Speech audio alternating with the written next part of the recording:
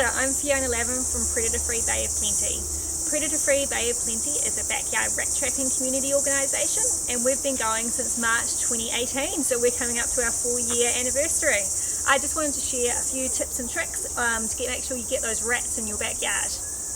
Okay, the first tip is when you come home with your rat trapping tunnel, is you want to do a little bit of maintenance on it. So there's a rat end hole here where the rat's going to go in, and there's a human access hatch at the back.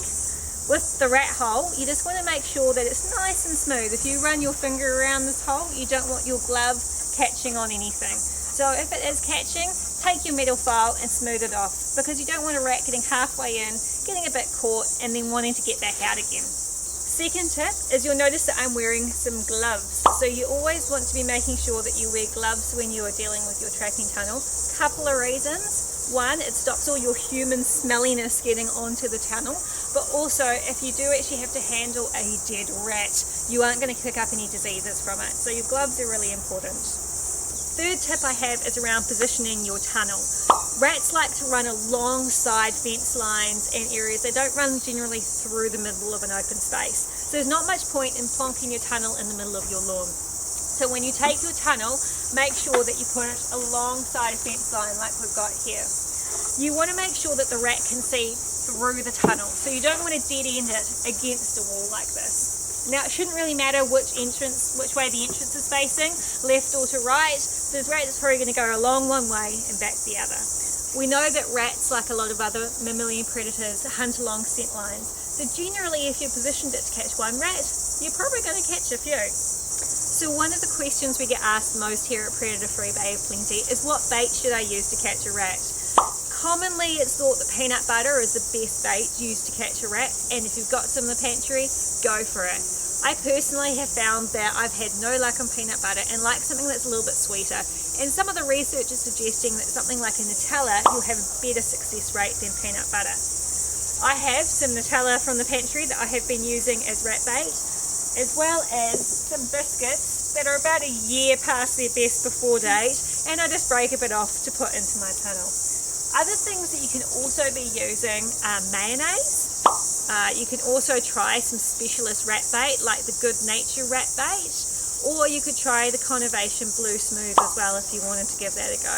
It's traditionally used for possums, but I've heard some people have good success on it for rats. In saying that, there is no one right bait for rats. You could try something that works for a while and maybe then it stops working. So you know what, give something a go. I've had a lot of people logging rat kills on using dog food as bait, as well as chicken food, bananas, all sorts. So you just give something a go. If you don't catch anything anymore, try something else. So the main tip that I wanted to tell you about today though is pre-baiting.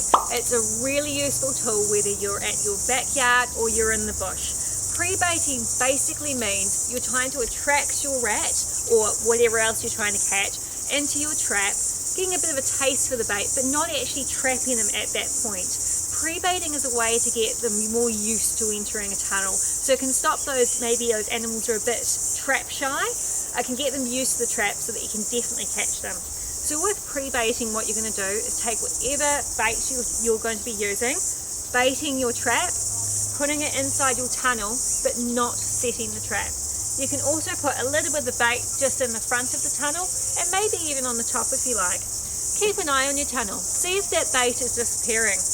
Double check it's not too many ants and slugs taking it away, but if you're pretty confident that's a rat taking it, use that same bait again, bait your trap, set it this time, and put it in, and you should be able to catch yourself a rat really quickly.